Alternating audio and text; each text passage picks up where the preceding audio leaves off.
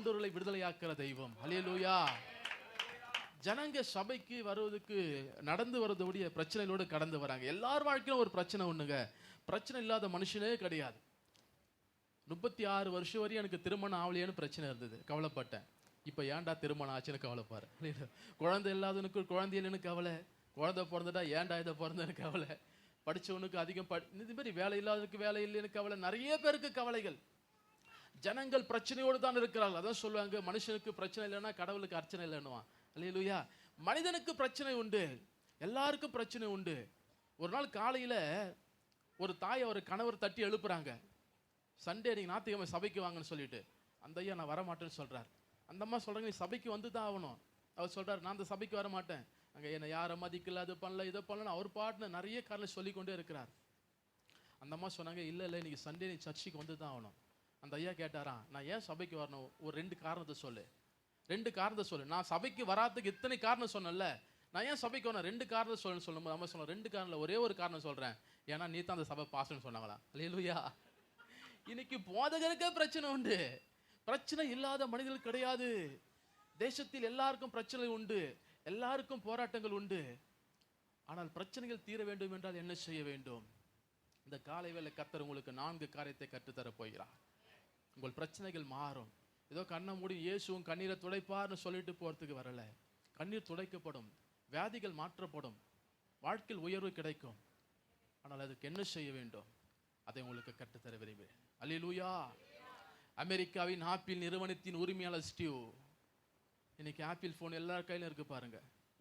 பல்லில் ஆயா பார்க்கலாம், செல்லில் ஆயா பார்க்க முடியுமா? கிடையாது. எல்லா கையிலும் ஃபோன் வச்சுக்குது. அதை இன்னும் இன்னைக்கு ஐஃபோன் வந்துடுச்சு, அது விலை 50,000 70,000, ஹை டேபு எல்லாம் வச்சுக்கிறான். ஒரு தம்பி அம்பத்தூரில் பால் பாக்கெட்டு போடுறான், 4,000 அவனுக்கு காலைல பால் பாக்கெட்டு போடுறான், 73,000 செல்ஃபோன் வச்சுருக்கிறான். அல்லேலூயா. அவன் என்னைக்கு போட்டு என்னைக்கு அந்த கடன் அடைக்க போகிறான்னு எனக்கு தெரியல. இன்னைக்கு எல்லாருக்கிட்ட விலை உயர்ந்த செல்ஃபோன்கள். அந்த ஆப்பிள் நிறுவனத்தின் உரிமையாளர் ஸ்டீவ் 2013ஆம் வருஷத்தில் 59வது வயதில் அவனுக்கு கேன்சர் வியாதி வந்தது. கேன்சர் வரும்போது ஸ்டீவுடைய சொத்தின் மதிப்பு என்ன தெரியுமா? $14 பில்லியன். 1 பில்லியனுக்கு அன்னைக்கு 64,000 கோடி. 1 billion for 64,000 crores in the 2013. 2013ஆம் வருஷத்துல. இன்னைக்கு இன்னும் அதிகமா இருக்கிறது. கிட்டத்தட்ட 14 பில்லியன் டாலர் இருந்தது. கணக்கு பண்ணி பார்த்தா 7 லட்சம் கோடிக்கு அதிபதியான ஸ்டீவ் அவன் வாழ்க்கையில கேன்சர் வந்தபோது உலகத்தின் தலை சிறந்த அத்தனை மருத்துவரை கூப்பிட்டு பார்த்தான். எல்லா மருத்துவரும் ஓடி வந்து அவனுக்கு சொன்னாங்க.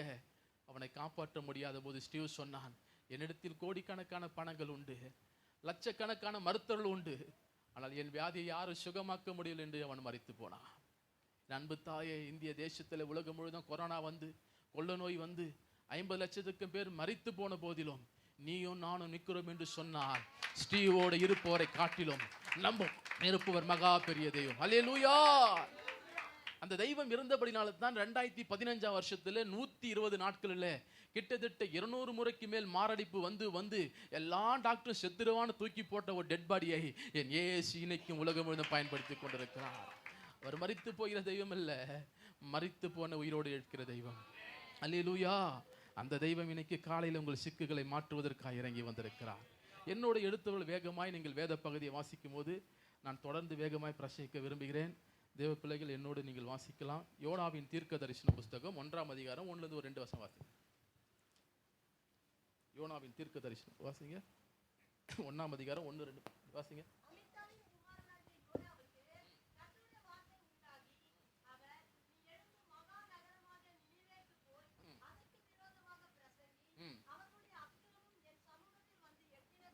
நல்லா கவனிங்க. கர்த்தருடைய வார்த்தை யோனாக்கு உண்டாகி ஆண்டவர் சொல்றார், யோனா என்கின்றவன் ஒரு தீர்க்கதரிசியாக யோனாவை பார்த்து கர்த்தர் சொல்கிறார், யோனாவே நீ எழுந்து மகா நகரமாகிய நினிவே பட்டணத்துக்கு போய் அந்த பட்டணத்துக்கு எப்படி பண்ணோம்? விரோதமாய் பிரசங்கம் பண்ணோம். அப்படின்னா கண்டித்து அந்த ஜனனுடைய பாவத்தை உணர்த்தி அவர் செய்கிற அக்கிரமத்தை உணர்த்தி நீ பிரசங்கம் பண்ணு, ஏன்னா அந்த ஜனலை நான் ரட்சிக்க போகிறேன் தேவன் சொல்கிறார். ஆனால் யோனாவுக்கு அங்கே போகிறதுக்கு மனசு இல்லை. காரணம் ஏன் தெரியுமா? நினிவேல் உள்ள ஜனங்கள் மகா கோடிய பாவம் செய்ததுபடினாலே அந்த ஜனங்கள் மனம் திரும்பி ரட்சிக்கப்பட யோனாக்கு பெரிய வாஞ்சை ஆசை இல்லாதபடினால கர்த்தருடைய வார்த்தைக்கு மீறி அவன் என்ன பண்றான்? அவன் தஷ்து போகிற ஒரு கப்பலில் ஏறி பிரயாணம் பண்ணுகிறான். கர்த்தர் யோனா எங்க போக சொல்றாரு? நினிவே பட்டணத்துக்கு போன்னு சொல்றாரு. ஆனா யோனாவோ எழுந்து தர்ஷித்துக்கு போற ஒரு கப்பலுக்கு போயிடலாம். தொடர்ந்து படிங்க பஸ்டமா வாசிங்க. அப்பொழுது யோனா விலகி எழுந்து கண்டு கூலி கொடுத்து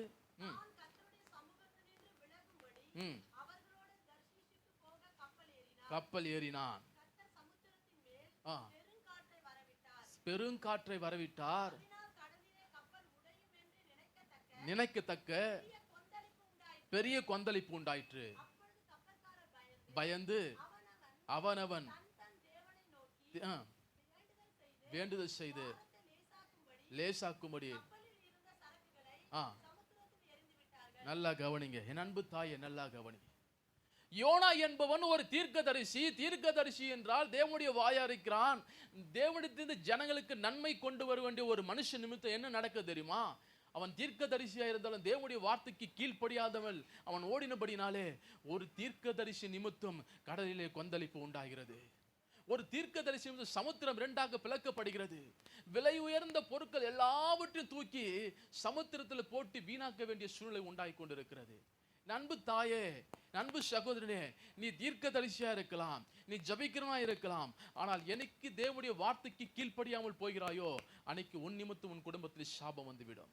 ஏன் தொடர்ந்து குடும்பத்தில் தரித்திரங்கள் வந்து கொண்டிருக்கிறது? ஏன் குடும்பத்தில் தொடர்ந்து வியாதிகள் வந்து கொண்டிருக்கிறது? ஏன் வாழ்க்கையில முன்னேற முடியும் தெரியுமா? நீ யோனோ இன்னைக்கும் யோனோவை போல கர்த்தருடைய வார்த்தை விட்டு விலகி ஓடிக்கொண்டிருக்கிறாய். ஞாயிற்றுக்கிழமை சபைக்குள் வரும்போது உன் பரிசுத்தம், சபை விட்டு வெளியே போகும்போது இந்த பல்பெடுத்திலிருந்து வருகிற பரிசுத்த வார்த்தைகளுக்கு நீ கீழ்ப்படியாமல் போகின்ற போது உன் வாழ்க்கையில லாஸ் உண்டாகிவிடும். அநேக பிள்ளைகள் வாழ்க்கையில் இழப்புகள் வருவதற்கு ஒரே ஒரு காரணம், நாம் ஏனோ தேவனுடைய சத்தத்துக்கு கீழ்ப்படியாமல் போகிறோம். இந்த காரியங்களை செய்யும் போது, இதை கவனிக்கும் போது தேவன் உன்னோடு பேசிக் கொண்டிருக்கிறார். மகனே இதை செய்யாதே, இது எனக்கு பிரியமில்லைன்னு அவர் சொல்றாரு. அவர் வார்த்தையை நீ கேட்காமல் போகிறபடினாலே நீ யோனாவை போல் மாட்டிக்கொள்கிறாய். நான் இந்த சென்னை பட்டணத்தில் கிட்டத்தட்ட 13 வருடங்கள் ரியல் எஸ்டேட் பிசினஸ் பண்ணேன். இயேசு என்னை எத்தனை முறை ஊழியத்துக்கு அழைத்தார். நான் முழுநேர ஊழியத்துக்கு வர மாட்டேன்னு நானும் தப்பி ஓடி கொண்டிருந்தேன். 2015 வருஷத்துல நானும் யோனாவை போல சிக்கி கொண்டேன். அல்லேலூயா. இப்போது மீன் வயிற்றுக்குள்ள சிக்கி கொண்ட யோனா அந்த மீன் வயிற்றுக்குள்ளிருந்து வெளிவருவதற்கு அவன் என்ன செய்தான்? ஒரு 4 காரியங்களை உங்களுக்கு நான் சொல்ல ஆசைப்படுகிறேன். எனக்கு காலை வேளை சபைக்குள் வந்திருக்கிற நீங்களும் ஆண்டவருடைய வார்த்தைக்கு கீழ்ப்படியாமல் போயிட்டு, இல்லை ஏதோ ஒரு வியாதி நிமித்தம், ஏதோ ஒரு பலவீனத்தின் நிமித்தம், ஏதோ ஒரு பிரச்சனை நிமித்தம் மாட்டிக்கொண்டிருந்தால் இந்த காலை வேளை கர்த்தர் உங்களை விடுதலையாக்க வல்லவராய் இருக்கிறார். அல்லேலூயா. அவர் உங்களை தப்பிக்க வல்லவராய் இருக்கிறார். அந்த மீன் வயிற்றுக்குள்ள மாட்டிக்கொண்ட யோனா அந்த மீனின் வயிற்றிலிருந்து வெளிவருவதற்கு அவன் என்ன செய்தான் என்பதை பார்ப்போம். முதலாவது வாசிங்க, 2ஆம் அதிகாரம் 1ஆம் வசனத்தை வாசிப்போம். அந்த மீனின் வயிற்றிலிருந்து யோனா தன் தேவனாகிய கர்த்தரை நோக்கி விண்ணப்பம் பண்ணுகிறான். அல்லேலூயா. உன் கண்ணீர் மாற வேண்டும் என்று சொன்னால், உன் பிரச்சனை தீர வேண்டும் என்று சொன்னால், உனக்கு சுகம் கிடைக்க வேண்டும் என்று சொன்னால், ஒரு கிறிஸ்தவ விசுவாசி தேவனை நோக்கி விண்ணப்பம் செய்ய வேண்டும். ஒரு தேவனுடைய மனுஷன் என்றால் எப்போதும் தேவனை நோக்கி விண்ணப்பம் செய்ய வேண்டும். ஒரு தேவ பிள்ளை காலையில் எழுந்த உடனே ஆரோக்கிய பால போக்க கூடாது, ஆரோக்கியம் தருகிற தெய்வத்தை பார்க்க வேண்டும். நம் வாழ்க்கையில முதல் மனிதர் இயேசுவுக்கு தர வேண்டும். எவன் ஒருவன் தேவனை நோக்கி விண்ணப்பம் செய்கிறானோ அவனை கர்த்தர் கண் நோக்கி பார்க்கிறார். நான் மேற்கொண்டு பேசுறதுக்கு முன்னாடி ஒரு காரியத்தை உங்களுக்கு சொல்ல விரும்புகிறேன். 2ஆம் அதிகாரத்துல 5 வசனத்தை வாசிங்க. ஐயா பாஸ்டர், இந்த 17 வாசிங்க. 1:17 வாசிங்க. யோனாவை விழுங்கும்படி ஒரு பெரிய மீனை கர்த்தர் ஆயத்தப்பட்டிருந்தா. கவனிக்கணுங்க. இப்போ யோனா எங்க இருக்கிறான்னு சொன்னா, ஒரு மீன் வயிற்றுக்குள்ளே கர்த்தர் மாட்டி வைத்துக் கொள்கிறார். ஒரு பெரிய மீனை விழுங்கும்படி அவர் உத்தரவு போட்டிருந்தார். யோனாவை தூக்கி போறாங்க கடல்ல. ஒரு பெரிய மீன் அவனை விழுங்கி விடுகிறது. அந்த மீன் வயிற்றுக்குள்ளே எங்க இருக்கிறான் யோனா? 3 நாள் சிக்கி கொண்டிருக்கிறான். அந்த சிக்கி கொண்டிருக்கும் போது தான் தேவனை நோக்கி விண்ணப்பம் செய்கிறான். சில வருடங்களுக்கு முன்பு இஸ்லாமிய நண்பர்கள் ஒரு கேள்வி கேட்டாங்க. அவங்க என்ன சொன்னாங்கன்னா, உங்க வேதாகமம் பொய் சொல்கிறது. ஒரு பெரிய டெபிட்ல, ஒரு பெரிய கான்ஃபரன்ஸ்ல அவங்க சொன்ன ஒரு காரியம், உங்கள் பரிசுத்த வேதாகமம் பொய் சொல்றதுன்னு சொன்னாங்க. அது ஜனங்களால் எப்படி நீங்க சொல்றீங்க? ஏன்னு சொன்னா, ஒரு மனிதன் சாப்பிடாம இருக்கலாம், தூங்காம இருக்கலாம், தண்ணி குடிக்காம இருக்கலாம், ஆனா எந்த மனுஷனாலும் சுவாசிக்காம இருக்க முடியாது. சுவாசிக்காம ஒரு நாள் இருக்க முடியாது, ஒரு நிமிஷம் கூட.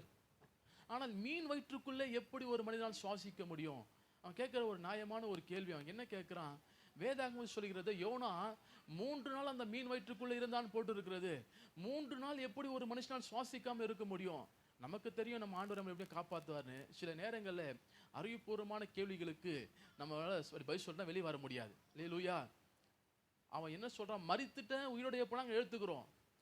சிங்கத்துக்கு எபில தூக்கின்னு வந்தீங்க என்னொன்னும் அதெல்லாம் நாங்கள் பைபிள் எடுத்துக்கிறோம். ஆனா மீன் வயிற்றுக்குள்ள மனுஷனால எப்படி சுவாசிக்காம இருக்க முடியும்? ஏன் சொன்னா மீன் வயிற்றுக்குள்ள ஆக்சிஜன் கிடைப்பதற்கு வாய்ப்பு கிடையாது. அந்த குடல் பகுதியிலே கார்பன் டை ஆக்சைடு மனுஷன் உயிரோடு இருக்கவே முடியாது. அங்க எப்படி நல்ல காற்று வரும், அங்க எப்படி ஆக்சிஜன் வரும் என்று கேட்கும் போது சற்று வேத ஆராய்ச்சியாளர்கள் பைபிளை சற்று உற்று கவனிக்கும் போது 2ஆம் அதிகாரம் 5ஆம் வசனத்தை வாசிங்க. தண்ணீர்கள் என்னை நெருக்கினது, ஆழி என்னை சூழ்ந்தது, ஓ கடற்பாசி என் தலையை சுற்றி கொண்டது. அல்லேலூயா. யோனாவை கர்த்தர் மீன் வயிற்றுக்குள் அனுப்பும்போது சாதாரணமா அனுப்பல, கடற்பாசியினால சுத்தி அனுப்புறாரு. கடற்பாசி என்பது ஒரு இயற்கை தாவரம். இயற்கை எங்க இருக்கிறோ அங்க சுவாசிக்க முடியும். அல்லேலூயா. 2000 வருஷம் கழிச்சு இப்படி கேள்வி கேட்பான்னு சொல்லிட்டு 2000 வருடங்களுக்கு முன்பு எவ்வளவு ஞானமா கர்த்தர் செய்தார்னா, நீயும் நானும் எப்பேற்பட்ட தெய்வத்தை ஆராய்த்து கொண்டிருக்கிறோம். அவர் எவ்வளவு ஞானமுள்ள தெய்வம். அவருக்கு சூழ்நிலை தெரியாது நினைச்சு கொண்டிருக்கிறியா? எல்லாம் அறிந்தவர். அல்லேலூயா. அல்லேலூயா. இப்போது மீன் வயிற்றுக்குள்ளே மாட்டிக்கொண்ட யோனா முதலாவது என்ன செய்யறான்? தன் தேவனை நோக்கி விண்ணப்பம் செய்கிறான். அல்லேலூயா. என் அன்பு தாயே, உன் வாழ்க்கையில முதல் மணி நேரத்தை தேவனை நோக்கி விண்ணப்பம் செய்தால் உன் கண்ணீரை துடைக்க அவர் வல்லவராக இருக்கிறார். ஏன் இன்னைக்கு நிறைய பேர் பிரச்சனை தெரியல தெரியுமா? பார்க்க வேண்டிய தெய்வத்தை சரியான நேரத்தில் பார்க்கவில்லை, தேட வேண்டிய தெய்வத்தை சரியான நேரத்தில் தேடவில்லை. அல்லேலூயா. பார்க்க வேண்டியவரை சரியான நேரத்தில் பார்த்து விட்டால், தேட வேண்டியவரை சரியான நேரத்தில் தேடிவிட்டால் எல்லாவற்றையும் அவர் பார்த்துக் கொள்வார். 2021 வருஷத்துல மொழி நேர ஊழியத்துக்கு வந்தேன். சென்னை பட்டணத்தில் 13 வருடங்கள் ரியல் எஸ்டேட் பிசினஸ் பண்ணேன். ஒரு நண்பர் அறிமுகப்படுத்தி வச்சார் பண்ணேன். நான் ரியல் எஸ்டேட் பிசினஸ் பண்ணி என்ன தவிர சம்பாரிச்சேன் சொல்றேன் கேளுங்க. ஒரு நாள் எங்க ஆயா என்னை பார்த்து கேட்டாங்க, காலையில் எழுந்துக்கிற, ட்ரெஸ்ஸை போடுற, வெள்ளை சட்டையை மாற்றுற, வாட்சை கட்டுற, எங்கே தான் போகிற, எங்கே தான் வரேன்னு கேட்டாங்க. நான் சொன்னேன், என்ன வேலை செய்கிறேன்னு கேட்டாங்க. ஆயா கொஞ்சம் டீசெண்டாக இருக்குன்னு சொல்லிட்டு ஆயா ரியல் எஸ்டேட்னு சொன்னேன். ஆயாவுக்கு ரியல் எஸ்டேட்னா ஒன்றும் புரியல. சரி என்ன அப்படி புரியல, என்னடா ரியல் எஸ்டேட்னா புரியல அவங்களுக்கு. அப்போ சொன்னேன் மீடியாட்டுன்னு, என்ன டர்புன்ற ஒன்றுமே புரியல, மீடியாட்டுன்னா எங்களுக்கு புரியல. சரி ஆயா கிட்ட சொன்னேன், ஐயா அந்த வீடு மனை நிலம் வாங்க விற்கன்னு. எங்கள் ஆயா கேட்டாங்க, எப்பா நீ புரோகரான்னு கேட்டாங்க. அல்லேலூயா. அப்போ தான் தெரிஞ்சது 13 வருஷமா சுற்றி நம்ம புரோகர்னு பேர் வாங்கின மொழிய வேற ஒன்றுத்தை வாங்க முடியல. என் தகப்பன் இந்தியாவின் மாபெரும் குடிமகன், கடைசி வரை குடிச்சிட்டே செத்துட்டார். அல்லேலூயா. என் கூட பிறந்தது 3 அக்கா, ஒரு தங்கச்சி, நான் ஒரே ஒரு பையன். இப்படி தொடர்ந்து காண பார்த்தா வானம் தெரியும், வீடெல்லாம் விழும். என் தாய் கொடுத்த எல்லாவற்றையும் என் தகப்பன் அழித்து குடித்து விட்டாரு. எல்லாவற்றையும் இழந்து போயிட்டேன். அதனால வாழ்க்கையில முன்னுக்கு ஏறணும்னு ஒரு போராட்டம். ஒரு MSc கம்பெனியில் வேலை செய்து கொண்டிருந்தேன். ரியல் எஸ்டேட் பிஸ்னஸுக்குள்ள வந்தேன். பிஸ்னஸ் கம்பெனி வேலையை விட்டேன். பிஸ்னஸ் சுற்றி பார்த்தேன். 13 வருஷமாய் பெருசா ஒன்றையும் சம்பாதிக்க முடியல. அந்த நாட்களை நான் என்ன பண்ணணும்னு சொன்னா ஒரு லிஸ்ட்டு போடுவேன். எனக்கு நிறைய நண்பர்கள், நிறைய பில்டர்லாம் தெரியும். இந்த மாதம் இவர்கிட்ட 10,000 கடை வாங்கணும், இவர்கிட்ட 5,000 கடை வாங்கணும், இப்படி ஒரு லிஸ்ட்டை போட்டு வாழ்க்கை நடத்தி கொண்டிருந்தேன். இந்த ஆண்டவர் சும்மா தெய்வம் இல்லை. சில பேர் அன்பா அழைப்பாரு, சில பேர் அடிச்சு தான் அழைப்பார். அல்லேலூயா. அன்பா மரியாதையாக கூப்பிட்டே இருந்தார், வர மாதிரி இல்லை. ஒரே போட்டார் 2015 வருஷத்துல. அந்த நாட்களில் இயேசு என்னை அழைத்தார். இயேசு என்னை ஊழித்துக்கு வந்து என் சாட்சி கொஞ்ச நேரத்தை சொல்றேன். அவர் என்னை முழு நேர ஊழித்துக்கு அழைக்கும் போது நான் ஆண்டவரை பார்த்து கேட்டேன், நீங்க என்ன முழு நேர ஊழித்துக்கு அழைக்கிறீங்க, என்னை சுவிசேஷனா அழைக்கிறீங்க, நான் முழு நேர ஊழியத்துக்கு வந்துட்டா என் குடும்பத்தை யார் நடத்துவார், எனக்கு யார் திருமணம் செய்து வைப்பா, என் சகோதரின் கடங்கள்லாம் யார் திருமணம் செய்து வைக்கிறது, வீட்டை நான் எப்படி கட்டுறது, எனக்குள்ள பல குழப்பங்கள் வந்து கொண்டிருந்து. ஆனாலும் நான் வராமல் தடுத்து கொண்டிருந்தேன். ஒரு நாள் ராத்திரி 2020 ஜனவரி அன்னைக்கு 12 மணிக்கு ஆண்டவர் தெளிவாக என்னோடு பேச ஆரம்பித்தார். நீ என் ஊழியத்துக்கு வந்து தான் அவனு சொன்னார். சரி நான் உங்கள் ஊழியத்துக்கு வரேன். நான் உங்கள் ஊழியத்துக்கு வரேன்னு சொன்னால் நீங்கள் என்னை வல்லமையாக பயன்படுத்தினா ஊழியத்துக்கு வரேன். எனக்கு தொடர்ந்து சண்டே மீட்டிங் புக் ஆகணும். நான் போயிட்டு ஒரு பாஸ்டர் கிட்ட எனக்கு பிரசங்கம் பண்ணால் கேட்கவே மாட்டேன். அதுக்கு நான் செக்யூரிட்டி வேலைக்கு போயிடுவேன். அல்லேலூயா. உண்மை தான் கேட்பேன், வேறு யாரும் கேட்க மாட்டேன், எங்கேயும் போக மாட்டேன். நீர் என்னை வல்லமையாக பயன்படுத்தணும், அற்புதங்கள் நடக்கணும், தேசங்களில் பயன்படுத்தணும் அப்படின்னு சொன்னால் நான் அந்த ஊழியத்துக்கு வரேன்னு சொல்லும் போது பரிசுத்த ஆவி என்னை பார்த்து கேட்டார், நான் உன்னை வல்லமையாக பயன்படுத்தணும்னு சொன்னால் உன் வாழ்க்கையில் முதல் மணி நேரத்தை எனக்கு தரியா, உன் லைஃப்பில் முதல் மணி நேரத்தை எனக்கு தரேன்னு கேட்டார். என் அன்பு தலையிலே என் அன்பு தங்கச்சி, என் வாழ்க்கையில முதல் மணி நேரத்தை இயேசுக்கு தர ஆரம்பித்தேன். 2021 வருஷம் ராத்திரி 12 மணிலிருந்து 1 மணி வரை என் வாழ்க்கையில முழங்கால் படிட்டு என் வாழ்க்கையில் முதல் மணி நேரத்தை இயேசுவை பார்க்கிறேன். நேற்று ராத்திரி வரை அதை செய்து கொண்டிருக்கிறேன். என் வாழ்க்கையில முதல் மணி நேரத்தை அவருக்கு தரேன். முதன்மையான இடத்துல கர்த்தர் என்னை கொண்டு போய் இருக்கிறாரு. அன்னைக்கு கோடி கணக்கில் பிசினஸ் பண்ணும்போது தெருக்கோள் நிற்போம். வண்டியில பெட்ரோல் இருக்காது, பாக்கெட்ல பர்ஸ்ல காசு இருக்காது. இன்னைக்கு அவருக்கு ஊழியம் செய்ய வந்தேன். என்னை குறைவில்லாமல் நடத்தி கொண்டிருக்கிறார். அற்புதமாய் நடத்தி கொண்டிருக்கிறார். நல்ல மனைவியை கொடுத்தாரு, பிள்ளையை கொடுத்தாரு, வாழ வைத்து அழகு பார்த்து கொண்டிருக்கார். உன் வாழ்க்கையில தேட வேண்டிய தெய்வத்தை தேடுவாய் என்று சொன்னால் உன் தேவைகள் சந்திக்கப்படும். அல்லேலூயா. ஏன்னு சொன்னால் அவர் உன் விண்ணப்பத்தை கேட்கிற தெய்வம். உன் விண்ணப்பத்தை கேட்கிற தெய்வம். நீ கூப்பிட்டா ஸ்டாலின் வருவாரா, மோடி வருவாரா எனக்கு தெரியாது. ஆனா வானத்தை பூமியை உண்டாக்கினேன் இயேசு இறங்கியே வருவார்.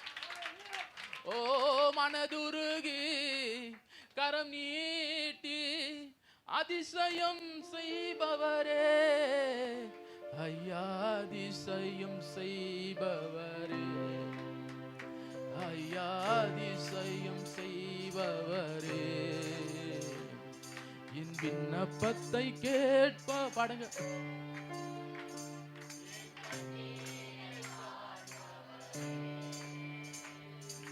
சுகம் அருபவரே, சோதிரம் ஏசையா. Thank you தான். ஹல்லேலூயா.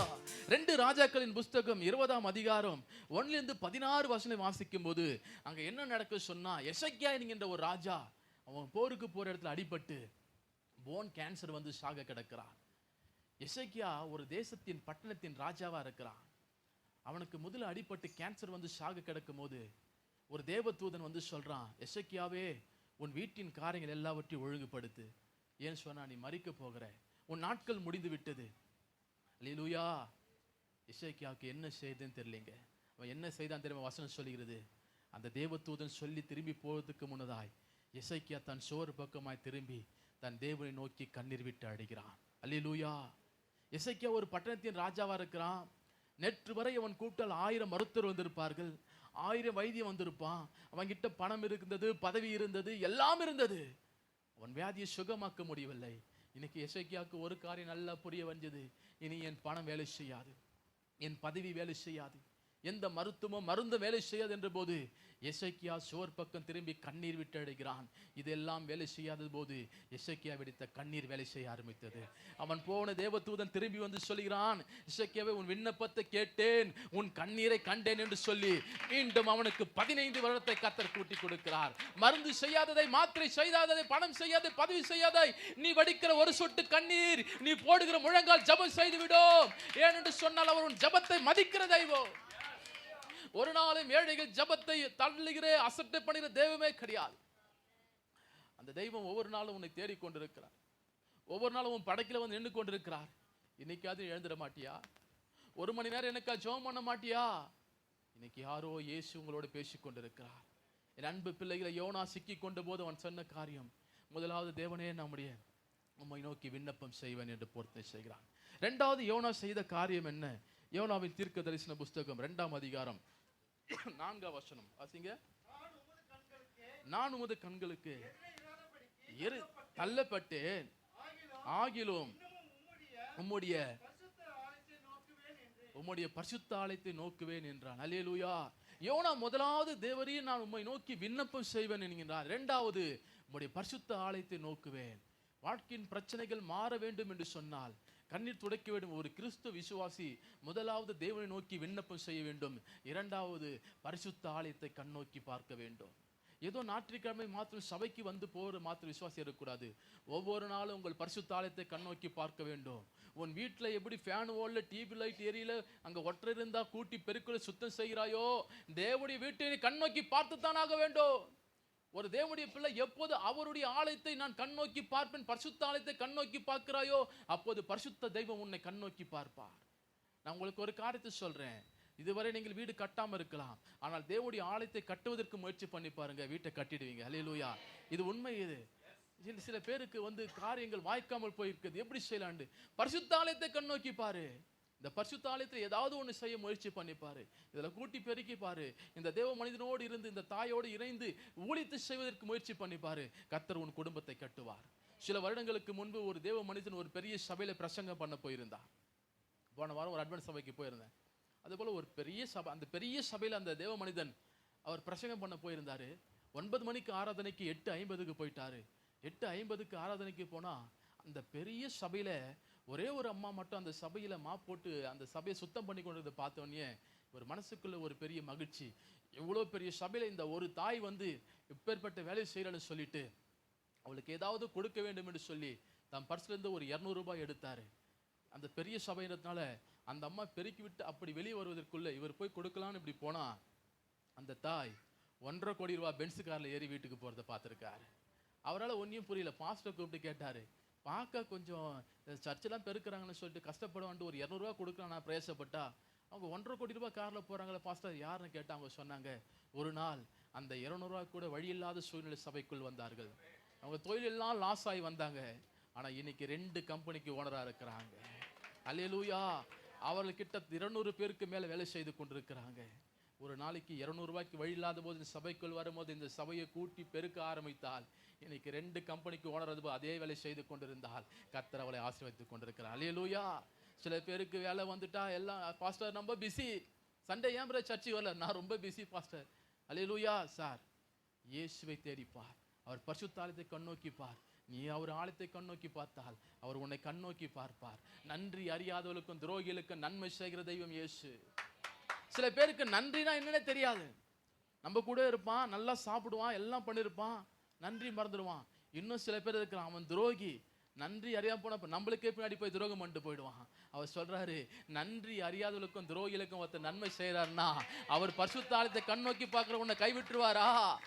நாத்திகம் வந்து உட்காரிய, செவ்வாய்க்கிழமை ஜபத்தில் உட்காரிய, வெளிப்பிரசங்கம் விழுத்து உட்காரியே, உனக்கு வருமானத்தில் கொஞ்சம் கொடுக்குறியே, ஏதோ ஒரு 10 பாயை ஏதோ ஒரு சேரை வாங்கி தரையே, உனக்கு கஷ்டத்தின் மத்திய சூழ்நிலை மத்திய அவருக்கு ஊழியம் செய்கிற உன்னை மறப்பதற்கு என் தேவன் அநீதி உள்ளவர் அல்ல, அவர் நீதி உள்ள தெய்வம்.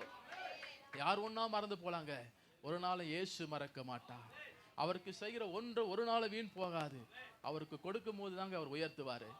ஒரு நேரத்தில் பிஸ்னஸ் பண்ணும் போது எல்லாவற்றையும் 500 ரூபாய் மாற்றுறதுக்கு அந்த செலவு பண்ணுறதுக்கு அப்படி பார்த்து பண்ணேன். இன்னைக்கு அவர் ஊழியத்துக்கு வந்தேன். அவர் எங்கே எவராரோ என்ன கொடுக்க சொல்கிறாரோ கொடுத்துட்டு இருக்கிறோம். ஒரு நாள் எங்கள் வாழ்க்கையில் குறைவே இல்லை. அல்லேலூயா. இன்னைக்கு மாதம் 14,000 ரூபாய்க்கு நான் இஎம்ஐ கட்டணும். என் மனைவிக்கு திருமணம் செய்த ஆண்டு தான் நடத்தி வைத்தார். திருமணம் ஆரம்பிக்கும் போது என் கையில் 1 ரூபாய் கூட கிடையாது. அல்லேலூயா. ஆனால் 5 லட்சம் ரூபாய் எப்படி தான் போய் வந்தனே தெரியல, அது வந்துச்சு. அல்லேலூயா. கர்த்தர் கடல் இல்லாமல் நடத்தி வைத்தார். அவர் ஊழியத்துக்கு வந்து அவர் என்னை சிறப்பாக நடத்துகிறார். உலகத்தின் வேலையை செய்யும் போது பசி, பட்டினி, வேதனைகள், கஷ்டங்கள், உபத்திரங்கள், பல கடங்காரன் வந்தான் 1000 ரூபாய் அவன் தரமாட்டான். இன்னைக்கு பஜாஜ்காரன் சொல்கிறான் 2 லட்ச ரூபா லோனுக்கு எடுத்துக்காரு. அல்லேலூயா. அல்லேலூயா. பல பேர் லோனுக்கு முன்னாடி நிற்கிறான், பல பேர் கொடுக்க வரான். நல்ல வீட்டை தந்தார், நல்ல மனைவியை தந்தார், நல்ல பிள்ளையை தந்தார். 37 வயதில் எனக்கு போன வருஷம் திருமணம் நடந்தது. போன ஜூன் மாதம் 2ஆம் தேதி என் மனைவி திருமணத்துக்கு பத்திரிக்கை எடுத்துமோ ஒருத்தங்கிட்ட கொடுக்குறாங்க. தங்கை சொல்கிறாங்க, யார் அவனை திருமணம் பண்ணிக்க, அவனை மட்டும் பண்ணிக்காத. ஏன் தெரியுமா? ஏன்னா ஒரு இதய நோயாளி, ஹார்ட் பேஷண்ட்டு. அவரை கட்டினியானா உனக்கு ஒன்றையும் நடக்காது, மரணம் மட்டும்தான் நடக்கும், அவர் அன்றைக்கே செத்துருவான்னு சொன்னாங்க. அல்லேலூயா. அந்த அம்மா சொல்லிச்சு, அது என்ன சொன்ன கர்த்தர் கேட்டார், 8-10 மாதம் அழகான ஒரு ஆண் பிள்ளையை கொடுத்துட்டார். அல்லேலூயா. இன்னைக்கு சாட்சியாக கர்த்தர் நிறுத்துறார். உலகம் என்னவனே சொல்லும், உலகம் உன்னை பலவீனனாய் பார்க்கும், ஆனால் இயேசு உன்னை பலனாய் பார்ப்பார். உலகம் உன்னை தரித்திரனாய் பார்க்கும், அவர் உன்னை ஐஸ்வர்யவானியா பார்ப்பார்.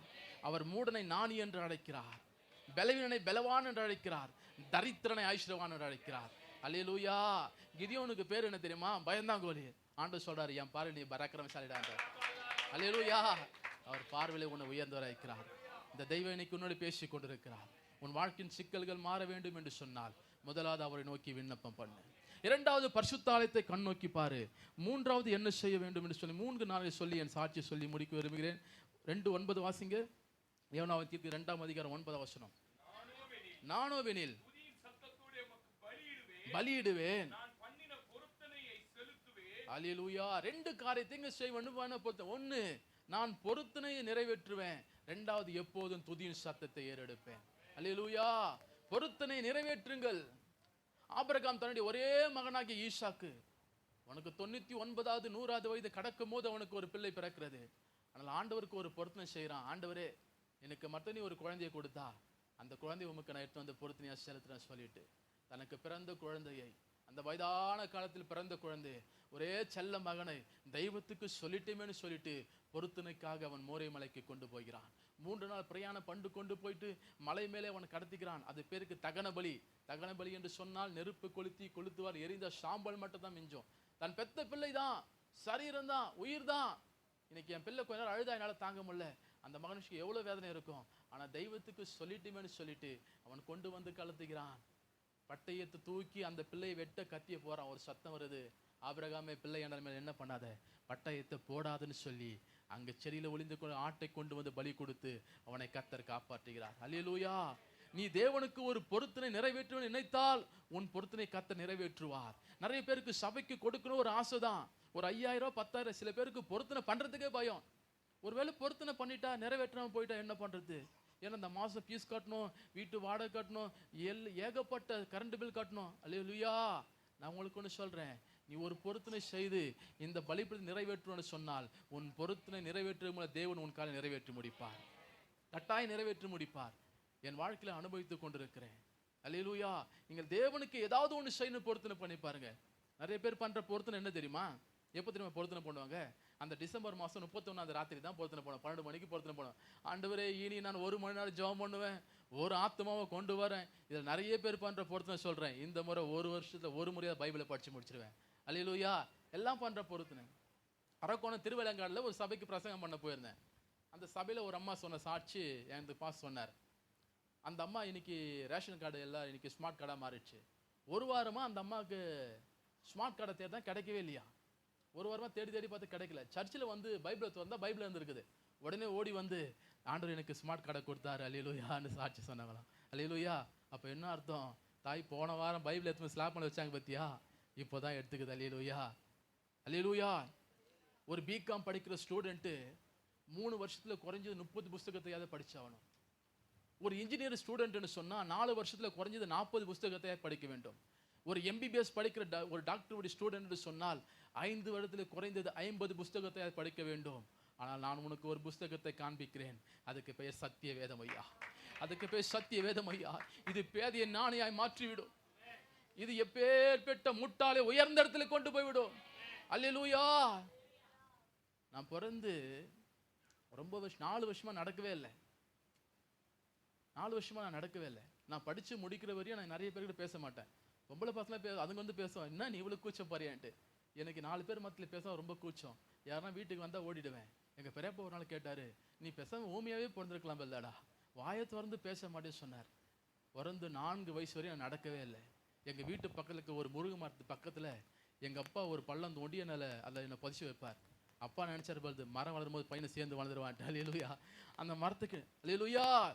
பிறந்து 4 வயசு வரை நடக்காத என்னைத்தான் இயேசு ராத்திரி போல நடக்க வைத்துக் கொண்டிருக்கிறார்.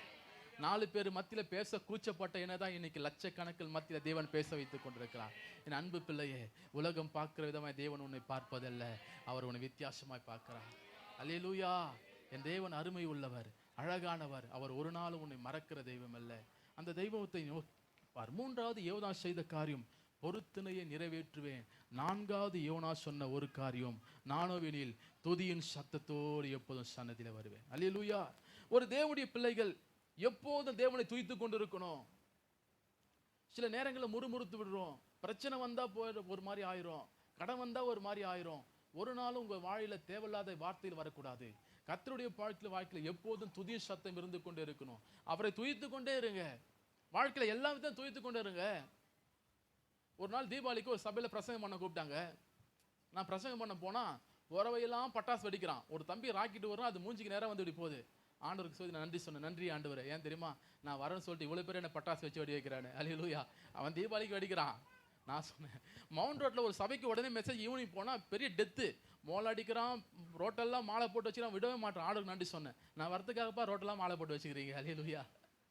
ஒரு பாஸ்டர் சொன்னாரு, தம்பி உங்க குடும்பத்துக்கு 3 முறை சூனியம் வச்சாங்கன்னு சொல்லி. நான் ரொம்ப நன்றி பாஸ்டர். ஏன் தெரியுமா, என்னையும் மதிச்சு ஒரு 3000 செலவு பண்ணி சூனியம் வச்சேன் பாத்தியா. சும்மா வைக்க முடியாதுல்ல, ஒரு 4000 செலவு பண்ணல, நம்மளே ஒருத்த மதிச்சு வைக்கிறான் பாத்தியா. அல்லேலூயா. வாழ்க்கையில எல்லாவற்றையும் தேவனுக்கு அப்படி நீங்க நெகட்டிவா சொல்லாதீங்க. ஒரு சுகர் வந்துட்டா போதும், ஐயோ எனக்கு சுகர் வந்துச்சு. மாவனை எப்போ நீ சுகர் சொல்றியோ அது இன்னைக்கு நிறைய பேருக்கு நல்லவங்க கவனிச்சிங்க. வாழ்க்கையில நீங்க இங்க சுகர் வரலாம், என்ன வியாதி வந்தாலும் ஒரு நாளும் உங்க வாயினால வியாதி அறிக்கிடாதீங்க. நீங்க வியாதிஸ்தனே கிடையாது. சில பேர் சொல்லுவான் பிணியாளிக்கு வைத்தியம் வேணும்னு. ஹலோ, உன்னை பிணியாளின்னு ஒரு நாள் இயேசு சொல்ல மாட்டார். டாக்டர் சொல்லுவான் நீ பிணியாளின்னு, இயேசு சொல்ல மாட்டார். பிணியாளிக்கு மாத்திரை போடுங்க, எல்லாம் பண்ணுங்க, ஆனாலும் உங்க வியாதி இல்லைன்னு விசுவாசிங்க, சந்தோஷத்தோடு இருங்க. அப்போஸ்தலனாகிய பவுல் கிட்ட எனக்கு பிடிச்ச ஒரு காரியத்தை சொல்லி நான் சாட்சி சொல்லி முடிக்க விரும்புகிறேன். 2 கொரிந்தியர் 12:9 பவுல் சொல்றாரு, என் என் என் பலவீனத்தை குறித்து நான் மேன்மை பாராட்டுறேன். உலகத்துல யாராவது இப்படி மேன்மை பாராட்ட முடியுமா? பலவீனத்தை குறித்து யாராவது மேன்மை பாராட்டோனா சார்? நேத்து நான் போயினே இருந்தேன் பிரதர், எதில் ஒரு வண்டிக்காரன் அடிச்சான், லெஃப்ட் கை துண்டா ஓடி வந்து போச்சு. நான் கர்த்தரை மேன்மை பாரு, எவனா சொல்லுவானா? யாரும் சொல்ல மாட்டான். அப்போஸ்தலனாகிய பவுலுக்கு ஒரு பெரிய பிரச்சனை. அவன் கண்ணில் எந்நேரம் சிதில் வடிந்து கொண்டே இருக்கிறது, நீர் வடிந்து கொண்டு இருக்கிறது. அவன் சொல்றான், இந்த பிரச்சனைக்காக நான் தேவனை மேன்மை பாராட்டுறேன்னு சொல்றான். ஏன் மேன்மை பாராட்டுறேன்? பலவீனத்தை குறித்து அவன் மேன்மை பாராட்டி கொண்டிருக்கிறான். எதுக்காக மேன்மை பாராட்டி கொண்டிருக்கிறான்? என்ன காரணம் தெரியுமா? எனக்கு பிரச்சனை இல்லைன்னா நான் எப்போவாது தான் அவரை நோக்கி பார்ப்பேன். எனக்கு பிரச்சனை இருக்கிறதால எப்பவுமே அவரை நோக்கி பார்க்கிறேன். அல்லேலூயா. அதற்காக நான் அவரை மேன்மை பாராட்டி கொண்டு இருக்கிறேன். உனக்கு கால் நல்லா இருந்தா நீ உடனே வந்துருப்ப. உனக்கு கால் வலினால தாங்கி தாங்கி நடக்கிற, தாங்க மூலம் இயேசுவே இயேசுன்னு சொல்ற பத்தியா, உன்னை சொல்ல வச்சார் பாரு, அதுக்கு நன்றி சொல்லு. அல்லேலூயா. இதுதான் கிறிஸ்துவ வாழ்க்கையில தேவனுக்கு தனி நன்றி, துதியின் பலி. எல்லா நேரம் அவரை துதிக்கணும். சங்கீதக்காரன் கர்த்தரை நான் எக்காலத்தையும் ஸ்தோத்தரிப்பேன், அவர் துதி எப்போது என் வாயில இருக்கும். 5 ஸ்டார் ஹோட்டல்ல சாப்பிட்டாலும் நன்றி சொல்லு, பழைய சாப்பாடை சாப்பிட்டாலும் நன்றி சொல்லு. அல்லேலூயா. இன்னைக்கு சண்டே கறி இல்லையா, ஒன்னும் ஆயிடாது, பயப்படாது, அவரை போட்டு திட்டாத. பாதி பேர் ஐயா தலை உருளுது. அல்லேலூயா. எங்க போய் ஒரு சபை விசுவாசி நான் வரேன், அந்த தம்பிக்கு திருமணமாகி இன்னும் 4 வருஷம் குழந்தை இல்லை. 8 மணிக்கு சர்வீஸுக்கு போனோம், 8:30 பட்டில கறி எடுத்துன்னு போயினுக்கிறான். இப்படி போனா எப்படா உனக்கு குழந்தை பிறக்கும்? ஹலோ, வாழ்க்கையில எந்நேரம் இயேசுவை நோக்கி பாருங்க, எப்போதும் புதிய சத்தத்தோடு இருங்க, மகிழ்ச்சியா இருங்க. வானத்தையும் பூமியும் தெய்வம் நமக்கு படைச்சார்னா இதெல்லாம் எம்மாத்திரம், இதெல்லாம் ஒரு நொடி போயில மாறிடும். நிறைய பேர் ஜபிக்கிறோம் தான் இல்லைன்னு சொல்ல, நான் கேட்கிறேன், உங்கள் ஜபங்கள் கேட்கப்படுகிறதா? நல்லா சிந்தித்து பார்க்கணும். நான் உங்களுக்கு ஃபோன் பண்ணா அந்த ரிங்கு போனால் நீங்கள் எடுத்து அலோன்னு சொன்னா தான் நான் பேசணும். நான் பாட்டுன்னு ஃபோனை பண்ணி நல்லா கேட்டு வச்சிட்டேன்னா, நேற்று பாஸ்டர் எனக்கு ஃபோன் பண்ணாரு, பாஸ்டர் பிரைஸ் லார்ட் என்ன பிரைஸ் லார்ட் ஐயா வாங்கன்னு சொன்னார், வந்துட்டேன். பாஸ்டர் எனக்கு ஃபோன் பண்ணும் போது ஃபோனே நான் எடுக்காம பாஸ்டர் வாங்கன்ட்டாரா எப்படி வர முடியும்? நிறைய பேர் ஃபோன் பண்றீங்க, அவர் எடுக்கிறதே கிடையாது. அல்லேலூயா. புரியுதா? புரியல உங்களுக்கு? நிறைய பேர் ஜெபம் பண்றீங்க, உங்க ஜெபம் நாசமா சந்தில தான் போயின்னு. ஜெபம் பரலோகத்தை நோக்கி போக வேண்டும். எல்லார் ஜெபம் கேட்கப்படாதுங்க. ஜெபம் முதல்ல நம்ம வாழ்க்கையில பரிசுத்தமாக்கப்பட வேண்டும். நம்ம வாழ்க்கையில மாற வேண்டும். மாறணுங்க. சிந்தைகள், எண்ணங்கள், கைகள் சுத்தமாக்கப்பட வேண்டும். இருதயத்தில் தெய்வம் வர வேண்டும். அப்படி வந்துட்டார்னா நீ அப்பான்னு கூட்டினா உடனே இறங்கிடுவார், உடனே இறங்கிடுவார். உன் கண்ணீரை அவர் கேட்பார். நம் ஜெபம் கேட்க கூடாதபடி ஏதோ ஒன்று இன்னைக்கு நம்மை தடுத்து கொண்டிருக்கிறது. இன்னைக்கு காலை வேளை பரிசுத்தாவியானவர் அதை உடைக்க வேண்டும் என்று விரும்புகிறார். யோனாவை போல நீயும் இன்னைக்கு தேவனை நோக்கி விண்ணப்பம் பண்ணு. பரிசுத்த ஆலயத்தை கண்ணோக்கி பாரு, எப்போதும் பொருத்தனை செய்து நிறைவேற்ற பாரு. ஒரு கூட்டத்தை, ஒரு ஆத்துமாவை பரலோகத்துக்கு கொண்டு வரும்னு சொல்லி அன்பு போதகரமா அவங்க சொல்லும் போது ஒரு வசனம் சொன்னாங்க, மரத்துக்கு போய் கொலை உண்டவர்களை விடுவிக்க கூடுமானால் விடுவி. இந்த தேசத்துல எத்தனை பேர் சாக கிடக்கிறான் தெரியுமா? போதையிலும் விபச்சாரத்திலும் வேஷத்தனத்தை தற்கொலை செய்து கொண்டு மாண்டு கொண்டிருக்கிறான். உன் தெருக்களை ஒருத்தன் சாவரானா அதுக்கு நீ தான் பொறுப்பு. உன்னைத்தான் தேவன் கணக்கு கேட்பாரு. அல்லேலூயா. என்ன செய்ய வேண்டும்? என்ன செய்ய வேண்டும்? தேவனுடைய சமூகத்தில் மன்றாடி ஜபிக்கிறவளை மாற வேண்டும். நம் வாழ்க்கையில என்ன கரை என்பதை நம்ம உணர்ந்துட்டோம்னு சொன்னோம்னா, அதை சரி பண்ணிட்டோம்னா, நம்மளை பேர சூப்பர் யாரும் கிடையாதுங்க. உலகத்துல உங்களை கொண்டு தாங்க அற்புதம் செய்வாரு. நீ உன்னை கொண்டு தான் தெய்வம் செய்வாரு. இன்னொரு யோனாவை தேட மாட்டார், உன்னை தான். இவர்கிட்ட இருக்க சிறப்பம்சம் சொல்றேன், நல்லா கவனிங்க. நீங்க ஒரு ஐடி கம்பெனிலயோ ஒரு பெரிய பெரிய வேலை செய்தீங்கன்னா, நீங்க போய் 50,000 வேலை செய்யலாம். உங்களுடைய ஒருத்தர் நல்லா செய்யணும், அவனை தூக்கி போட்டுருவாங்க, அவனுக்கு உழைச்சாலை தருவான். ஸ்கூல்ல அப்படித்தான், எல்லா இடங்களும் அப்படித்தான். ஏன் சில சபைகள்ல அப்படித்தான். நல்லா பாரு, முன்னாடி நல்லா பண்ணா அவனுக்கு. எங்க சபையில இன்னொரு தம்பி வாசிட்டு ரொம்ப நாள் கீபோர்டு வாசிட்டு இருந்தான். நான் போயிருந்த சபைக்கு, இன்னொரு தம்பி நல்லா வாசிக்கும் போது இவனை தூக்கிட்டு அவனை போட ஆரம்பிச்சிட்டாங்க. இப்போ அவனும் வரல, இவனும் வரல, வாசிக்க ஆளே கிடையாது. அல்லேலூயா. உலகங்கள் அப்படிதான் தேடும், பெஸ்ட் பெஸ்ட் பெஸ்ட்னு தேடும். ஆனா இவர் எப்படி தெரியுமா? பெஸ்ட்டை தேட மாட்டார், உன்னை பெஸ்ட் ஆகிக்கொண்டே இருப்பார். அல்லேலூயா. நீ பெஸ்டா மாற வெறியில உன்னை மாத்திக்கொண்டே இருப்பாரு. நீ உனக்கா வெயிட் பண்ணி உன்னை மாத்துவார், உன்னை அப்டேட் பண்ணிக்கொண்டே இருப்பாரு. உன்னை விட்டுட்டு தூக்கிலாம் போடுற மாட்டாரு. என் பிள்ளை நீ பாடினாலும் பாடினாலும் உன்னை தான் பாட வைப்பாரு. அல்ல உன்னை கொண்டு தான் அற்புதம் செய்வாரு. நீ சொல்ல நான் பலவீனம், எனக்கு 1008 வியாதிக்குது, இல்ல உன்னை கொண்டு தான் பலவீனம் சுகமாக்குவாரு. அவர் வெயிட் பண்றாரு மகளே, அவர் வெயிட் பண்றார். சார் நீ கொஞ்சம் மாறிட்டியானா உன் வாழ்க்கை மாறிவிடும். அல்லேலூயா. நானும் யோனாவை போல ஆண்டவருடைய வார்த்தைக்கு கீழ்ப்படியாதனவாய் சபைக்கு வந்து ரியல் எஸ்டேட் பிசினஸ் பண்ணி சம்பாதிக்கணும்னு சொல்லிட்டு ஓடிக்கொண்டிருந்தேன். தேவனுடைய வார்த்தைக்கு கீழ்ப்ப உலக பிரகமான காரியங்கள் ஓடிக்கொண்டிருந்தேன். ஒரு நாள் ஆண்டவர் என்னை பல முறை ஊழியத்துக்கு வா வா என்று அழைத்தார். ஆண்டவரே நான் வரமாட்டேன், எனக்கு 3 அக்கா இருக்கிறாங்க, அவங்களுக்கு திருமணம் பண்ண கடை இருக்குது, தங்கச்சி இருக்குது, இன்னும் திருமணம் நடக்கலை, எனக்கு 1008 பிரச்சனை இருக்குது, என்னை ஊழியத்துக்கு அழைக்காதீங்க ஆண்டவரே, நான் ஏதாவது வேலை செய்துக்கோ, நான் பிஸ்னஸ் பண்ணிக்கொண்டு நான் பிஸ்னஸ் பண்ணி உங்கள் சர்ச்சையை கட்டித்தரேன்னு சொன்னேன். அல்லேலூயா. ஒரு செங்கல் கூட வாங்கி தர முடியல. ஊழியத்துக்கு வந்த பிற்பாடு தான் மதுராந்தத்தில் ஒரு சபை கட்டி கூட கர்த்தர் கிருபை செய்தார். இப்போ ஒரு சபைக்கு 20 டைல்ஸ் எடுத்துக்கொள்ள என் மூலமாய் அனைவரை சந்திக்கும் போது இந்த தேவ மனுஷன் சொல்கிறான்னு சொல்லி வந்து உதவி செய்ய கர்த்தர் செய்தார். அல்லேலூயா. உலகத்தின் காரியத்தை என்னால் செய்ய முடியல. 2015 வருஷத்தில் ரொம்ப சுருக்கமாய் நான் முடிக்க விரும்புகிறேன். 2015 வருஷத்தில் ஜூன் ஜூலை மாதத்தில் ஒரு நாள் காலை 11 மணிக்கு யமகா கிரஷ்னு ஒரு பைக்கு, 13 வருஷம் பிஸ்னஸ் பண்ணி செகண்ட் ஹேண்டில் 9000 கொடுத்து யமகான ஒரு பைக் வாங்கினேன். அதுதான் எனக்கு யமனா மாறி போச்சு. அல்லேலூயா. பைக்கு ஸ்டார்ட் ஆகலை, நெஞ்சில் ஒரு வலி ஸ்டார்ட் ஆகிட்டு ரொம்ப உடம்பெல்லாம் வேர்த்து விறுவிறுத்து ரொம்ப வலி ஆயிடுச்சு. என்ன செய்யுதுன்னு தெரியல.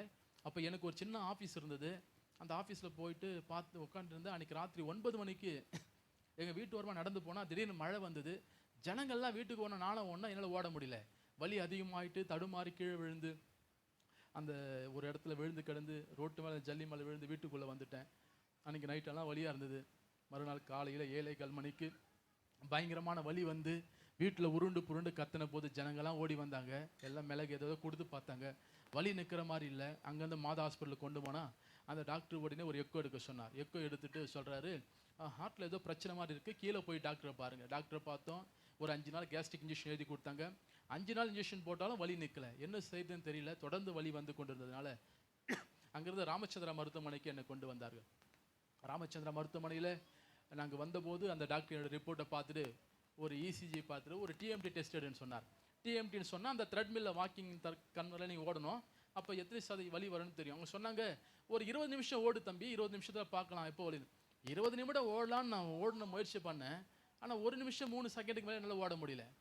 வலி அதிகமாகிடுச்சு. உடம்பெல்லாம் அப்படி வேர்த்து வீழ்த்துது. நர்ஸ்லாம் பயந்துட்டாங்க, இறக்கிட்டாங்க. இறக்கி அந்த ஓபி டிபார்ட்மெண்ட் வாசல் நிற்கிறேன். அந்த டாக்டர் சொல்கிறாங்க, போய் ஹெச்ஓடியை பார்த்தா, சார் உங்களுக்கு ஹார்ட்டில் பெரிய பிரச்சனை மாதிரி தெரியுது, ஸோ இங்கே ட்ரீட்மெண்ட் பண்ண முடியாது. இதே ராமச்சந்திரா E5 ஒரு பிளாக், அதுக்கு இந்த ஒடியார் பிளாக் கொண்டு போங்க, அதில் ஒரு 40,000 செலவாகும், டாக்டர் உங்களுக்கு ஆஞ்சியோ பண்ணுவார் சொன்னார். அப்போ எங்கள் அப்பா உயிரோடு இருக்கிறாரு, எல்லாரும் இருக்கிறாங்க, என் சகோதரி எல்லாம் அழுகிறாங்க, நானும் அழுது கொண்டு இருக்கிறேன். என்ன பண்ணுறேன்னு தெரியல. அப்போ எனக்கு 29 வயது.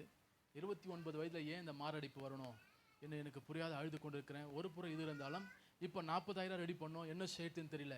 இப்படி 2 விதமான கண்ணீரின் கலக்கத்தோடு நாங்கள் நின்று கொண்டிருக்கும் போது, நான் இந்த ராமச்சந்திரா ஓபி டிபார்ட்மெண்ட் வாசல் நின்று கொண்டிருக்கிறேனோ அதே வாசலில் நான் இருக்கிற இடத்துல அந்த அந்த அந்த ஆஃபீஸ் கிட்ட என் நண்பர் தாமஸ் சொல்லிட்டு பல வருடமாக அங்கே ராமச்சந்திரா வேலை செய்கிறார். எனக்கு அதெல்லாம் ஞாபகம் இல்லை. ஆனால் திடீர்னு தாமஸ் நேராக என்னை நோக்கி வரார். கரெக்டாக நான் இருக்கணும் அங்கே தான் வந்தார். வந்து என்னை பார்த்த பிற்பாடு அந்த டாக்டர் தான் பார்க்க வரார். அவர் கேட்குறாரு, என்ன பிரதர் ஏன் எல்லாம் அழுறீங்க இதுமாரி சொல்கிறாங்க. டாக்டர் போய் கேட்டபோது, தாமஸ் இந்த நண்பருக்கு உங்கள் நண்பருக்கு ஹார்ட்டில் ப்ராப்ளம் இருக்குது, ஆஞ்சியோ பண்ணணும்னு சொன்னபோது தாமஸ் சொன்னார், நீங்கள் ஒன்றையும் பயப்படாதீங்க, அந்த E5 ஒடியார் பிளாக்கில் டாக்டர் ஜேசன் மூர்த்தின்னு இருக்கார், அவர் தான் அந்த ஹார்ட் ஸ்பெஷலிஸ்ட்டு, அவர்கிட்ட தான் இருக்கிறேன், வாங்க நான் உங்களை கொண்டு போகிறேன்னு சொல்லி தாமஸ் என்னை கொண்டு போனார். அல்லேலூயா. அப்போ தான் தெரியும், வந்தது தாமஸ் அல்ல, என் தேவன் எனக்காய் ஒரு தூதனை அனுப்பினார்.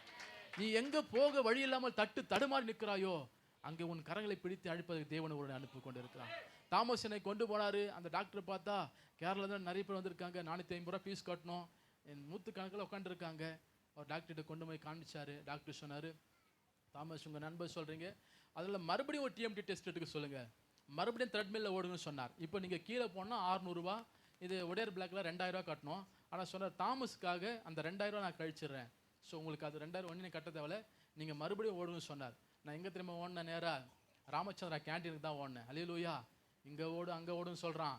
ஒரு தக்காளி சோறு சாப்பிட்டு காமௌண்ட்டை தாண்டி ஓடினு சொல்லிட்டு அங்கே போயிட்டு சாப்பிட்டு ஓடுனா மறுபடியும் அதே பிரச்சனைங்க. அந்த ஒரு நிமிஷத்துக்கு மேலே ஓட முடியல, ஒரு செகண்டுக்கு மேலே ஓட முடியல. அப்படியே உடம்பெல்லாம் வலி, மார்பு வலி அதிகமாக வந்து வேர்த்து ஊற்றி ஜனங்கள் பயந்து இறக்கிட்டாங்க. டாக்டர் சொன்னார், ஸோ இவருக்கு ஹார்ட்டில் பெரிய பிரச்சனை இருக்குது, உடனே அட்மிட் பண்ணுங்கள், ஒரு ஆஞ்சியோ டெஸ்ட் எடுத்து ஒரு 40,000 செலவாகும், நான் ஹெல்ப் பண்ணுறேன்னு சொன்னார். நாங்கள் என்ன நினச்சோம், நான் டாக்டர் எவ்வளோ ஹெல்ப் பண்ணுவார், வீட்டுக்கு வந்து கொஞ்சம் காசு ரெடி பண்ணி போகலான்னு சொல்லிட்டு வீட்டுக்கு வந்து கொஞ்சம் அங்கங்கே கடன் வாங்கினாங்க. ஒரு 10,000 ரெடி பண்ணிக்கிட்டு மறுநாள் காலையில் போனோம். அந்த ராமச்சந்திரா ஹாஸ்பிட்டல் கேட்டுக்குள்ளே என்ட்ரன்ஸ் ஆகி அந்த அந்த ஒடியார் பிளாக்கில் போகும்போது மறுபடியும் வலி வந்து அப்படியே தடுமாறி கீழே விழுந்தேன். என்னை உடையாந்து எல்லாம் தூக்கி அந்த லிஃப்ட்ல வச்சு ஸ்ட்ரக்சரில் மேலே போகும்போது என் இதயமெல்லாம் உடைஞ்சு போச்சு, என் கண்ணெல்லாம் கலங்குது. நேற்று ராத்திரி ஒரு 20-30 அடி பண்ணதுக்கு என் குடும்பம் எவ்வளோ கஷ்டப்பட்டு தடுமாறி எங்கெங்கேயோ கடன் வாங்கி வந்திருக்கிறாங்க, இன்னைக்கு எத்தனை லட்சம் செலவாகும்னு தெரியலையேன்னு சொல்லிட்டு மேலே போய் அப்போ இசிஜி எடுத்தால் எல்லாம் மோசமாக இருக்குது. டாக்டர் திட்டுறாரு, இவர் ஏன் வீட்டுக்கு கொண்டு போனீங்க, அட்மிட் பண்ணுங்க. உடனே அட்மிட் பண்ணாங்க. ஆண்டோடைய கிருபை கொஞ்சம் அந்த வலி அப்படியே குறைஞ்சது. மறுநாள் காலையில் ஆப்ரேஷன் தியேட்டருக்குள்ளே கொண்டு போயிட்டு ஆஞ்சியோகிராம் என்ற ஒரு டெஸ்ட் பண்ணாங்க. ஆஞ்சியோ என்று சொன்னால் மனிதனுடைய இடது கையிலாது வடது தொலைலாது நீங்கள் ஆப்ரேஷன் தியேட்டரில் கொண்டு போனோம். நீடில் வழியாக பார்த்தா மானிட்டர் வழியாக ஆஞ்சியோகிராம் பண்ணாதான் இதயத்தில் எத்தனை சதவீத அடைப்பு, என்ன அடைப்பு, ஹார்ட்டில் என்ன ப்ராப்ளம் அதை கண்டுபிடிக்கலாம். அதன் பிற்பாடு நிறைய டெக்னாலஜி இருக்குது, நிறைய விஷயம் வளர்ந்துருக்கு. இன்றைக்கி ஸ்டென்ட் வைக்கலாம், 1,10,000 பழுப்பு வைக்கலாம், டெம்டேஷன் பண்ணி கொழுப்பு வெளியே கொண்டு வரலாம், நிறைய காரியங்கள் உள்ள மாத்திரை மூலம் சரி பண்ணலாம். இப்படி நிறைய விஷயங்கள் இருக்கிறது. ஆஞ்சியோகிராம் பண்ணாங்க. மறுபடியும் வார்டுக்கு வந்துட்டேன். வார்டுக்கு வந்த பிற்பாடு அந்த வார்ட் பாய் வந்து ஒரு பில்லு கொடுத்தாரு. அந்த பில்லை போட்டு இருந்தது 10,100 ரூபாய். டாக்டர் உங்களுக்காக 30,000 லெஸ் பண்ணிட்டாரு, இன்னும் 10,100 கட்டினா போதும் சொன்னதுனால என் சகோதரி 10,100 ரூபாய் கட்டுவதற்கு அந்த ரிசப்ஷன் நோக்கி போய் கொண்டிருக்கிறார். மீண்டும் அந்த டாக்டர் ஃபோன் பண்ணி சொல்றாரு, அந்த தம்பிக்கு 10,000 கழிச்சிடுங்க, 100 கட்டினா போதும் சொன்னார். அல்லேலூயா. ராமச்சந்திரா மருத்துவமனையில் போயிட்டு 100 கட்டு வந்த ஒரே ஆள் நான் தான். என் பக்கத்து பெட்டில் இருக்கிற 2,80,000 கட்டு 10 கிடக்கிறான், அவனுக்கு ஆப்ரேஷன் நடக்கல. அல்லேலூயா. அந்த டாக்டர் சொன்னார், அவருக்கு 100 கட்டினா போதும் சொல்லிட்டாரு. இது சொல்லி கொண்டிருக்கும் போது இப்போ என் நண்பர் தாமஸ் வந்து ஏதோ ஒன்று சொன்னாருங்க. சொன்ன மாத்திரத்தில் ஜனங்கள் எல்லாம் அழுறாங்க, அம்மா அழுறாங்க, எல்லாம் அக்கா அழுறாங்க, வார்டில் இருக்கிற எல்லாம் ஓடி வந்துட்டாங்க. நான் தாமஸுக்கு கூப்பிட்டு கேட்டேன், என்ன சொல்லிட்டீங்க, ஏன் எல்லாம் அழுறாங்க சொல்லும் போது அந்த டாக்டர் சொன்னாராம், நாளைக்கு காலையில் இவருக்கு ஓப்பனர் சர்ஜரி பண்ணும், எனக்கு இதயத்தை அறுவை சிகிச்சை சொன்னார். நான் தாமஸை கேட்டேன், எதுக்கு ஓப்பனர் சர்ஜரி பண்ணோம், இப்போ தான் ஸ்டென்ட் வைக்கிறாங்க, டெம்டேஷன் பண்ணுறாங்க, மாத்திரை மேலே சரி பண்ணும் போது எனக்கு மட்டும் ஏன் ஓப்பனர் சர்ஜரி பண்ணோம், 29 வயதில் நான் எந்த பாவம் செய்யலையே, எந்த பழக்கம் இல்லையே, சிறுப்பில் ஊழல் செய்த, வாலிபர் ஊழல் செய்த, எனக்கு ஏன் பிரதர் பண்ணோன்னு கேட்கும் போது அது சொன்னார், இல்லை பிரதர், அதாவது மனிதனுடைய இதயத்தில் போகிற ரத்த குழாய்கள் அடைப்பு இருந்தால் நீங்கள் பண்ணுற நம்ம ஹார்ட்டுக்கு போகிற ரத்த குழாய்கள் அடைப்பு இருந்தால் அந்த ஸ்டென்ட்டு பழுப்பு வைக்கலாம், அந்த மாத்திரை சரி பண்ணலாம். ஆனால் உங்களுக்கு என்ன பிரச்சனைனா இதயத்தை ஒட்டி அடைப்பு இருக்குது, ஹார்ட்டை ஒட்டி 99% ventricle, article, left, right whistles எல்லாம் அடைக்கப்பட்டிருக்கிறதுனால உங்கள் உடம்புல ரத்தம் ஓடலை. டாக்டர் சொல்கிறார், ரத்தம் கசியுது. அவர் சொல்கிறாரு, இந்த தம்பி மரணத்தை நெருங்கி கொண்டிருக்கிறாரு, அந்த கசிந்து கொண்டிருக்கிற பிளட்டு எப்போ நிற்குன்னு தெரியாது, அது நின்றுச்சுன்னா இவர் மூச்சு நின்றுடும். அதனால தான் வலி தாங்க முடியாமல் இவருக்கு மாறி மாறி வலி வர்றதுக்கு ஒரே காரணம் அது தான் சொல்கிறாரு. அதனால் இதிலிருந்து கிட்டத்தட்ட ஒரு 7 நாட்களுக்குள்ளே ஓப்பனர் சர்ஜரி பண்ணணும்னு சொல்கிறாரு. 7 நாட்களுக்குள்ள ஓப்பனர் சர்ஜரி பண்ணோன்னா குறைஞ்ச 4-5 லட்சம் செலவாகும். ஸோ அதுக்கு நாங்கள் என்ன பண்ணுறோம், நீங்கள் அந்த காப்பீடு வச்சு, கவர்மெண்ட் காப்பீடு வைத்து ஏதாவது முயற்சி பண்ணணும்னு சொன்னாங்க. என் குடும்பத்தில் உள்ளவெல்லாம் ஓடி வியூவெல்லாம் பார்க்குறாங்க, காப்பீடுக்கான முயற்சி பண்ணுறாங்க. ஆனால் என் இதயத்தில் பயங்கரமான மனவேதனையோடு படுத்து கொண்டு கிடக்கிறேன். 2013 வருஷத்தில் பைபிள் காலேஜில் தி சப்ஜெக்ட் ஆஃப் மெராக்களை நான் அதிகமாக படித்து அதிகமாக எழுதினேன். 43 பக்கம் எழுதினுவானா 86 பக்கம் எதுவுமே காட்டினேன். அந்த காலேஜ் பிரின்சிபல் சொன்னார், புக்கில் எல்லாத்தையும் எங்கடா எழுதினு வந்தேன்னு கேட்டார். அல்லேலூயா. இயேசுவின் அற்புதத்தை அப்படிலாம் எழுதி காமிச்சேன். இப்போ எனக்குள்ளே ஒரு கேள்வி, இத்தனை அற்புதம் செய்த இயேசு, காணாம ஒரு கல்யாணத்தை தண்ணீர் திராட்சை மாற்றின இயேசு, மரித்து போன உயிரோடு எழுப்பின இயேசு, ஏன் எனக்கு ஒரு அற்புதம் செய்யக்கூடாதுன்னு சொல்லி எனக்குள்ளே ஒரு கேள்வி எழுப்பப்பட்டதுனால ஆண்டவரை பார்த்து சொன்ன, ஆண்டவரே நீர் மாத்திரம் மருந்து மாத்திரை இல்லாமல் என்னை சுகமாக்கிட்டா என் உயிர் உள்ள வரை பட்டி தொட்டி பட்டம் தர உமக்காய் ஊழிய செய்கிறேன் ஒப்பு கொடுத்தேன். அன்றைக்கி ராத்திரி வலி வந்தது. மறுநாள் காலையில் டாக்டர் வந்தாங்க, எவ்வளோ கேட்டு பார்த்தேன், என்னை அனுப்ப மாட்டேன்னு சொன்னாங்க. எப்படி ஒரு வழியாக போராடி இந்த தம்பிக்கு ஒரு 4 லட்சம் செலவு பயப்படான்னு சொல்லிட்டு என்னை வீட்டுக்கு சொன்னாங்க. வெளியே போய் ஒரு கவர்மெண்ட் ஹாஸ்பிட்டல் ட்ரீட்மெண்ட் பண்ணிக்குமா சொல்லி அனுப்பிச்சிட்டாங்க. மறுநாள் காலையில் ட்ரிபிள்எம் உள்ள முகப்பெரிய ஹாஸ்பிட்டலுக்கு கொண்டு போனாங்க. பெரிய சர்ஜன், ராம்குமாரோட சர்ஜன், காலை 8 மணிக்கு அப்பாயின்மெண்ட் 2 மணிக்கு பார்த்தாரு. அவர் சொல்லிட்டாரு, சார் அவர் ஒரு டீனுக்கு லெட்டர் எழுதிட்டாரு, இனிலேருந்து 12 நாட்களுக்குள்ளே, இங்கே 7 நாள் சொன்னால் அங்கே 12 நாட்களுக்குள்ளே உங்களால் பிழைக்க முடியாது, நீ மரித்து போய். ஏன்னு சொன்னால் ஒரு மனிதனுக்கு கொடுக்க வேண்டிய ஆன்ஜியோஸ்பைன், நெக்கோஸ்பைன் எல்லா மாத்திரையும் கொடுத்துறாங்க. ஒரு வேலைக்கு 13 மாத்திரை போடுவேன், வலி கொஞ்சம் கூட நிற்காது. மறுநாள் காலையில் ஒரு அக்கா சொன்னாங்க, ஜிஹெச்சுக்கு ஒரு முறை வாப்பா, கவர்மெண்ட் ஹாஸ்பிட்டலில் பார்க்கலாம். சென்ட்ரல் ஜிஹெச்சு கொண்டு போய் 4 டாக்டர் பார்த்து சொல்லிட்டான், சார் உங்களுக்கு வேறு வழியே கிடையாது, தம்பி சின்ன வயசாக இருக்குது, ஆப்ரேஷன் பண்ணிங்க. எனக்கு ஆப்ரேஷனை குறித்து பயம் இல்லை, 29 வயதில் எனக்கு இதயத்தை அறுத்துத்தான் ஒரு டாக்டர் சுகமாக்குவான்னு சொன்னால் நான் ஆராதிக்கிற இயேசு எங்கே? எனக்குள்ள ஒரு பெரிய கேள்வி. எனக்கு ஒன்று நல்லா தெரியும், என் ஆண்டவர் உலகத்தில் இருப்பன பெரியவர், அவரை சரியான நேரத்தில் பார்த்துட்டு அவர் நம்மளை பார்த்துடுவாரு. எங்கேயோ நம்ம வாழ்க்கையில சரியில்லை, யோனாவை போல நம்மளை விலகி விலகி ஓடணும், எத்தையோ ஒன்று ஆண்டவர் செய்ய விரும்புறா சொல்லிட்டு ஒரு முடிவு பண்ணேன். சரி ஆண்டவரே, ஜீவனை தந்தா உலகத்தில் ஊழியம் செய்கிறேன், செத்தா பரலோகத்தில் ஊழியம் செய்கிறேன்னு சொல்லிட்டு செல்ஃபோனை தூக்கி ஓரம் போட்டுட்டு பக்கத்துக்கு ஒரு சிஎஸ் சபைக்குள்ளே போயிட்டு அந்த சபைக்குள்ளே விழுந்து கிடந்தேன். எங்கள் மாமா கிட்ட கேட்டேன், கொஞ்ச நாள் ஜெபம் பண்ண விரும்புகிறேன், எனக்கு ஒரு வாய்ப்பு கொடுங்க, நான் ஜெபம் தான் பண்ணிக்கப்பான்னு சொன்னார். என் அன்பு தாயை 120 நாட்கள் சபையில் விழுந்து கிடந்து ராத்திரி பகல் வலி என்னை கொன்று கொண்டு என்னை சாகரித்து கொண்டிருந்தது. அரை இட்லி சாப்பிட முடியாது, தொண்டையில் ஏதோ அடிச்சுட்டு இருக்கும், வண்டி ரோட்டை கிராஸ் பண்ண முடியாது, உடம்பெல்லாம் உருகும், தலைமுடியெல்லாம் கொட்டும், எல்லாம் கேட்பாங்க என்னன்னு ஒருத்தருக்கும் பதில் சொல்ல முடியாது. கண்ணீரோடு அழுது கொண்டு கிடந்தேன். 2 மணி நேரம் பைபிளை வாசிப்பேன், 2 மணி நேரம் வர்ஷிப் பண்ணுவேன், நல்லா 2 மணி நேரம் ஜெபம் பண்ணுவேன். இது மட்டும் தான் எனக்கு தெரியும். ஜெபம் பண்ணும் போதே வலி வந்து விழுந்துடுவேன். ராத்திரி பகல் அந்த ராத்திரி 11 மணி 12 மணி வரை அந்த வலி என்னை நாசமாக்கும். 100 கிலோ வைத்து அழுத்தது போல அழுத்தம், உடம்புல மூச்செல்லாம் திணறும், கண்ணை திறக்க முடியாது. 2015 வருஷத்துல டிசம்பர் மாசத்துல சென்னையில பெரிய வெள்ளம் வந்தது. யூடியூப்ல போய் பாருங்க, 4 மாவட்டத்தில் பெரிய வெள்ளம். செங்கல்பட்டு, காஞ்சிபுரம், திருவள்ளூர் மாவட்டத்தில் வெள்ளம் வந்து 4 நாள் பெரிய வெள்ள காடா மாறி யாராலும் எங்கேயும் வெளியே போக முடியாது. 4 நாள் மின்சாரம் கிடையாது, செல்போனில் டவர் கிடையாது, 108 ஆம்புலன்ஸ் வரமாட்டான். ஒருத்தன் 4 கோடி கட்டி வீட்டை கட்டிட்டு வீட்டுக்குள்ளே அவன் போல எங்கே இருக்கிற பாம்பன் தவளம் கொட்டான் போயிட்டு இருக்குது. அல்லேலூயா. வெள்ளம் பூந்து போச்சு எல்லாரும் வீட்டிலும். மொட்டை மாடி மேலே நின்று கொண்டு ஒரு பொட்டலம் தயிர் சோறுக்கும் ஒரு சாம்பார் சாத்துக்கு ஜனங்கள் கையேந்தி கொண்டு இருந்தார்கள். அன்னைக்கு மியாட் ஹாஸ்பிட்டல் 8 பேர் ஆக்சிஜன் செத்து போயிட்டான் வெள்ளம் புகுந்து. அந்த ராத்திரி கிட்டத்தட்ட 120 நாள் ராத்திரி 200வது முறை அந்த வலி வருகிறது. அன்னைக்கு ஆண்டரை பார்த்து சொன்னேன், இனி என்னால் இந்த உலகத்தில் வாழ முடியாது, 200 முறை வலியை சந்திச்சுட்டேன், ஒரு நாளைக்கு இத்தனை மாத்திரை போட்டு பார்த்துறேன், இன்னைக்கு ஜீவனை தந்தா தாங்க, இல்லைன்னா என் ஜீவனை எடுத்துக்க சொல்லிட்டு இருட்டு அறையில கண்ணீரோடு அழுது கொண்டிருந்தேன். எந்த இருட்டறையில நான் அழுது கொண்டிருந்தனோ அந்த இருட்டறையின் அருள்நாதர் இயேசு என்னை தேடி வந்தார், என்னை வாழ வைத்த தெய்வம் தேடி வந்தார், எனக்கு ஜீவன் தந்த தெய்வம் தேடி வந்தார். அவர் சொன்னார், மகனே இன்னைக்கு உன் மாத்திரை தூக்கி போடு, நான் உன் வியாதியை தூக்கி போறமா சொன்னாரு. 2015 டிசம்பர் மாசம் அன்னைக்கு ராத்திரி அந்த மாத்திரை தூக்கி போட்டேன். என் அப்பன் அருள்நாதர் இயேசு என் வலியை தூக்கி போட்டார். இன்னைக்கு 8 வருஷம் ஆகி கொண்டிருக்கிறது. பட்டி தொட்டி போய் கொண்டிருக்கிறேன், பட்டணத்தோடு ஓடிக்கொண்டிருக்கிறேன், எல்லாம் நான்வெஜ் சாப்பிட்டு கொண்டிருக்கிறேன். வலி என்னை தொடரவில்லை. இயேசு ஜெயித்தார், மரண வலியை இயேசு ஜெயித்தார். இப்ப டாக்டர் கேட்கிறான், மாரடைப்புக்கு உண்டான மரியாதையை போச்சு போகண்டாலன்றான். அல்லேலூயா. எல்லாம் 2 முறை 3 முறை வந்து செத்துருவான். 200 முறைக்கு மேல வந்துச்சு, நீ உயிரோடு இருக்கிறியே. நான் சொல்றேன், நீதிமானுக்கு 2000 முறை வந்து அணுகாது. யார் சொன்னா உன் கேன்சர் கேன்சல் ஆகாது என்று சொல்லி, உன் கர்ப்பம் தரிக்காது என்று சொல்லி, நீ வீடு கட்ட மாட்டாய் என்று சொல்லி, உன் சுகர் மாறாது என்று சொல்லி நான் ஒருவரை காண்பித்துக் கொண்டிருக்கிறேன். அவர் இயேசு. அவரால் எல்லாம் முடியும், அவரால் எல்லாம் முடியும், அவரால் எல்லாம் முடியும். அவரால் முடியாத காரியம் ஒன்றுமில்லை. அந்த தெய்வம் என்னை வாழ வைத்து பட்டியதோறும் பயணம் வைத்து கொண்டிருக்கிறார். ஐயா, தேவைகளை சந்திக்கிறாருங்க. அல்லேலூயா. எங்கேயும் போறது இல்லைங்க. ராத்திரி பகல் அவர் சமூகத்திலே விழுந்து கிடக்கிறேன். ஊழியத்தின் வாய்ப்பு அவரே தராரு. அல்லேலூயா. யாரோ சூனியம் வைக்கிறார், என்ன எடுக்க வைக்கிறார், காசை கொடுத்துட்டு போறார். எவ்வளவு நல்லவன் பாத்தியா பாயிலாம். அல்லேலூயா. அவன் கஷ்டப்பட்டு வச்சுட்டு நம்மளுக்கு ஈஸியா. அல்லேலூயா. அநேக இடங்களுக்கு தேவன் பயன்படுத்துறார். ராஜாவை போல் நடத்தி கொண்டிருக்கிறார். உயர்ந்த இடங்களுக்கு கொண்டு போறார். ஜீசஸ் ரெடீம்ஸுக்கு கொண்டு போறார். எல்லா இடங்களுக்கும் கொண்டு போறார். இயேசுதான் என்ன பயன்படுத்துறாருங்க. அவரை மாத்திரம் தான் நோக்கி பார்க்கிறேன். எனக்கு தெரிஞ்ச ஒன்னே ஒண்ணுது, இயேசு. அவ்வளவுதான். அவரை நோக்கி பார்த்தா போதுங்க. நீ உண்மையா இருந்தா போதும். இருக்கிற கொஞ்சத்துல உண்மையாரு, உழைப்புல உண்மையாரு, சபைக்கு உண்மையாரு, சமுதாயத்துக்கு உண்மையாரு. வேற ஒன்னும் பெருசா கேட்கல. அந்த கொஞ்சத்துல உண்மையா இருந்த தேவனை நோக்கி பார்த்தா உன்னை அநேகத்துல உயர்த்த இயேசு வல்லவரா இருக்கிறார்.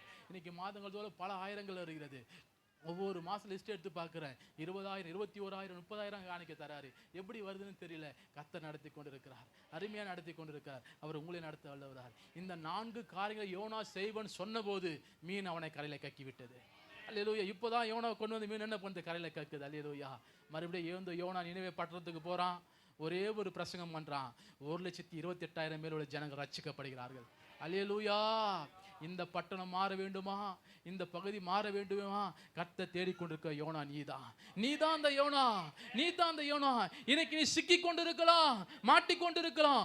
ஆனாலும் நானும் யோனாவை போல பொருத்தனை பண்ணி அதிகாலை அவரை தேடி விண்ணப்பம் பண்ணி ஒரு பரிசுத்தாலத்தை கண்ணோக்கி பார்த்து நீ பொருத்தனோடு போவை என்று சொன்னால் உன்னை கொண்டு தான் அழிந்து கிடக்கிற ஆத்மாவை கர்த்தர் விலையாக்க வல்லவராக இருக்கிறார். இந்த வருஷம் இந்த சபைக்கு ஒரு ஆத்மாவை கொண்டு வரணும் சொல்லி, அழிந்து கிடக்கிற ஒரு ஆத்மாவை கொண்டு வரணும் சொல்லி இன்னைக்கு பொருத்தனை செய்வாயா? Thank you Jesus. அப்படி கண்களை மூடலாமா? ஒரே ஒரு நிமிடம் கண்களை மூடி. அன்பு தகப்பனே, யோனா சிக்கி கொண்டா ராஜா, ஆனால் உம்முடைய மீன் வயிற்று கொண்டிருக்கும் போது பரிசுத்த தெய்வத்தை கண்ணோக்கி பார்ப்பேன். நான் விண்ணப்பம் செய்வேன் ஆண்டவரே, இனி அதிகாலை விண்ணப்பம் செய்வேன், ஒவ்வொரு நாளும் விண்ணப்பம் செய்வேன், உடைய பரிசுத்தாலத்தை கண்ணோக்கி பார்ப்பேன்னு சொல்லி ஆண்டவர் உமக்கு பொருத்தனை செய்வேன்னு சொல்லி துதியின் சத்தத்தோடு சமர்த்தி வரணும்னு சொல்லிட்டு அவன் பொருத்தனை பண்ணானே. அந்த பொருத்தனை கர்த்தர் கேட்டு விடுதலையாக்கி 1,28,000 மேற்பட்ட ஜன விடுதலையாக்கினீரே. இன்னைக்கு என் சபையே நீ பொருத்தனை பண்ணுவியா? நீ ஒரு பொருத்தனை பண்ணுவியா? என் அன்பு மகளே, ஒவ்வொரு நாளும் அதிகாலை 5 மணிக்கு சபை ஆண்டவர் உன் சமூகத்தில் நிற்கிறாருமா. உன் பெட்ரூம்ல பக்கத்துல தான் நிற்கிறாரு. ஏன் தெரியுமா நிற்கிறாரு? இன்னைக்காவது என் பிள்ளை எழுந்து என்னை தேடிடாதா? 1 மணி நேரம் எனக்கா ஜெபம் பண்ணிடாதா? ஒரு ஆத்துமாக்கு என்னை பத்தி சொல்லிடாதா? அவர் இதயத்துல ஒரு ஏக்கத்தோடு நிற்கிறார். மகளை, இந்திய தேசத்துல நிறைய பேர் தற்கொலை பண்ணிக்கிறான். ஐயோ, இந்த தேசத்துல 1.5 வயது பிள்ளை கற்பழிக்கப்படுகிறான். உனக்கு தெரியல, உனக்கு ஒன்னும் தெரியல. அவர் மனவேதனை உனக்கு தெரியல. தேசம் அழியும் போது அவரும் அழுறாருமா. அவரால் இறங்கெல்லாம் மேஜிக் பண்ண முடியாது, அவர் பண்ண மாட்டார். அவர் ஒரேவன அவர் தேடுறாருமா. நீ எழுந்துட மாட்டியா? நீ ஒரு நாள் ஜெபம் பண்ணிய வரவங்களை பெற்று யாருக்காவது அற்புதம் செய்திட மாட்டியா? ஒரு ஆத்மா பரலோகம் கொண்டு வந்துட மாட்டியா? இன்னைக்கு நீ கண்ணீரோடு மகளே நான் செய்யறேன்பான்னு சொல்லி ஒப்புக்கொடு. இன்னைக்கு நான் செய்யறேன்பா, நான் ஒரு ஆத்ம சபை கொண்டு வரேன்பா, ஏதாவது உமக்கு ஒன்று செய்யற ஆண்டவரே, உமக்கு செய்யறேன்னு சொல்லு மகளே. உனக்கு கர்த்தர் மாற்றுகிறார்.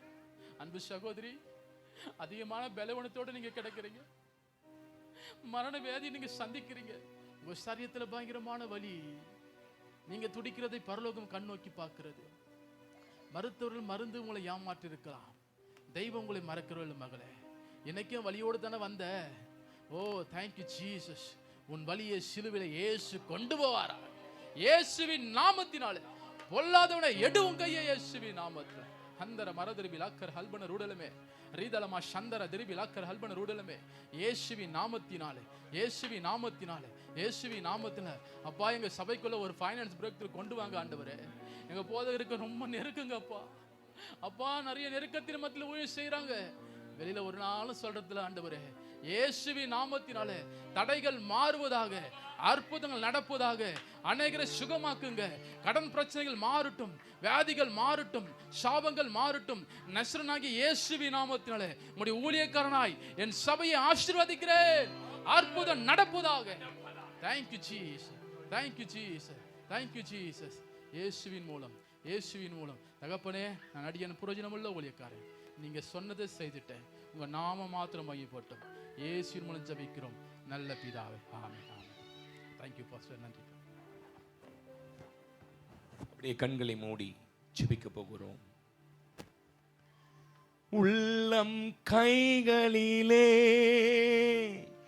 என்னை வரைந்து வைத்தீரே, உங்க உள்ளம் கைகளிலே என்னை வரைந்து வைத்தீரே. நீ என் தாசன் என்றீரே, உன்னை எப்படி மறப்பேன் என்றீரே. நீ என் தாசன் என்றீரே, உன்னை எப்படி மறப்பேன் என்றீரே. ஆருயிரே ஆறுதலே, ஆயுளெல்லாம் காப்பவரே. ஆருயிரே ஆறுதலே, ஆயுளெல்லாம் காப்பவரே. ஒரு குறைவில்லாமல் காத்து வந்தீரே, கோடி ஸ்தோத்திரமே. என்னை அதிசயமாக நடத்தி வந்தீரே, 1000 ஸ்தோத்திரமே. 10,000 ஸ்தோத்திரமே. என் விளக்கை ஏற்றினீரே, என் இருளை அகற்றினீரே. விளக்கை ஏற்றினீரே, எந்தன் இருளை அகற்றினீரே. எதிரியின் கண்கள் முன்பாக என் தலையை நிமிர செய்தீரே. எதிரியின் கண்கள் முன்பாக எங்கள் தலையை நிமிர செய்தீரே. ஆருயிரே ஆறுதலே ஆயுளெல்லாம் காத்தவரே. ஆருயிரே ஆறுதலே ஆயுளெல்லாம் காத்தவரே. ஒரு குறைவில்லாமல் காத்து வந்தீரே. கோடி ஸ்தோத்திரமே. என்னை அதிசயமாக நடத்தி வந்தீரே. 1000 ஸ்தோத்திரமே. 10,000 ஸ்தோத்திரமே. எங்கள் அன்பின் ஆண்டவரே, இன்றைக்கும் நிர்ஜீவன் உள்ள தேவனாயிருக்கிறீர்.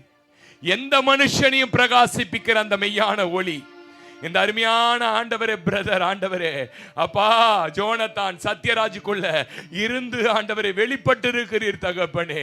அப்பா உலகத்தான் 1000 சொல்லலாம், எங்க உடம்ப பத்தி படிச்சவ மருத்துவன் ஐயா, எங்க உடம்ப படைச்ச தெய்வம் ஒருவர் இருக்கிறீர். என் பிள்ளைங்களுக்கு என்னென்ன வியாதிகள் இருக்குதோ, என்னென்ன சரீர பலவீனங்கள் இருக்கோ ஆண்டவரே, இப்பொழுதே இந்த சத்தியத்தை கேட்ட நாளிலே ஒரு புது அபிஷேகம் பாய்ந்து செல்வதாக. ஒரபா ஷக்கதன மக்க பவுடரத அந்த வீசிங் பிரச்சனைகள் இயேசுவின் நாமத்தில் இந்த இடத்தை விட்டு அகன்று போவதாக. அந்த ஸ்கிரீன் டிசீஸ் ஆண்டவரே, அந்த ஆத்தோட ஆண்டவரே, தைராய்டு பிரச்சனைகள் அப்பா, எல்லா விதமான ஆண்டவரே மூட்டு வலிகள் இயேசுவின் நாமத்தில் மறைந்து போவதாக. கேஸ்ட்ரிக் ப்ராப்ளம் மறைந்து போவதாக. என்னென்ன பிரச்சனை இருக்கு, இவ்வளவு பெரிய சாட்சி.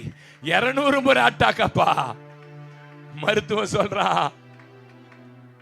ஹார்ட் அட்டாக்கே உன்னால கேவப்படப்பட்டு போச்சு. நீங்க கூட இருந்தா இப்படிதான் மிராக்கிள் நடக்கையா. உங்க வல்லமைகள் குறையல, உங்க உயிர்த்தெழுந்த மகிமை இன்னைக்கு மாறல. இந்த சபைக்குள்ள அந்த உயிர்த்தெழுந்த மகிமை இப்பொழுதே பிள்ளைங்க ஆண்டவரே ஸ்தோத்திரம். யூரினரி ப்ராப்ளமா, ஸ்கின் ப்ராப்ளம்கள் ஆண்டவரே, என் பிள்ளைகளுக்கு வளர்க்க தேவையில்லாத கட்டிகள் ஆண்டவரே, ப்ளீடிங் ப்ராப்ளங்கள் இயேசுவின் நாமத்தில் நிற்காத கர்ப்பங்கள் நிற்கப்படுவதாக. வேலை இல்லாத பிள்ளைகளுக்கு வேலை கிடைப்பதாக. கர்த்தர் இந்த இடத்துல மகிமையான காரியங்களை செய்தி. நாங்கள் யோனாவை போய் வழி தப்பி போவோமானால் இன்றைக்கு திரும்புகிறோம் சமூகத்திற்கு. கர்த்தர் எங்களை ஆசீர்வதித்து அனுப்ப கிருபை சூழ்ந்து கொள்ளட்டும்.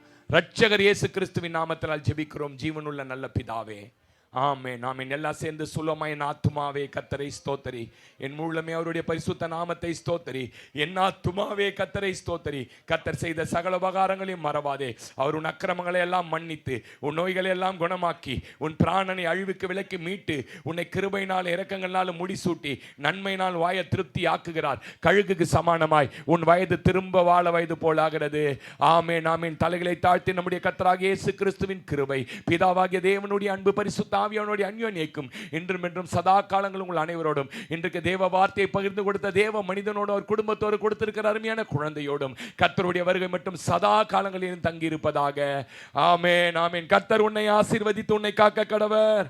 கர்த்தர் தம்முடைய முகத்தை உன்மேல் பிரகாசிக்க பண்ணி உன்மேல் கிருபையாய் இருக்க கடவர். கர்த்தர் தம்முடைய முகத்தை மேல் பிரசன்னமாக்கி உனக்கு சமாதானத்தை கட்டளையிட கடவர். ஆமென் ஆமென். அல்லேலூயா அல்லேலூயா அல்லேலூயா. கர்த்தர் உங்களையும் உங்கள் குடும்பத்தையும் உங்கள் பிள்ளைகளையும் ஆசீர்வதிப்பார். சமாதானத்தோட போயிட்டு வாங்க.